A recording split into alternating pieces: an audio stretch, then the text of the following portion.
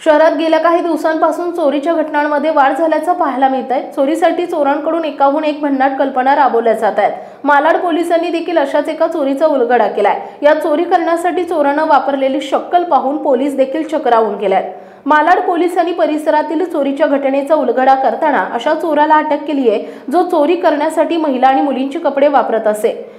पोलिसांनी या प्रकरणी गुन्हा दाखल झाल्यानंतर आरोपीला बेड्या ठोकलाय। पोलिसांनी आरोपीकडून तब्बल 41 लाख रुपयांचे सोन्याचे दागिने, रोख रक्कम आणि सोनं वितळण्याचं मशीन जप्त केलंय।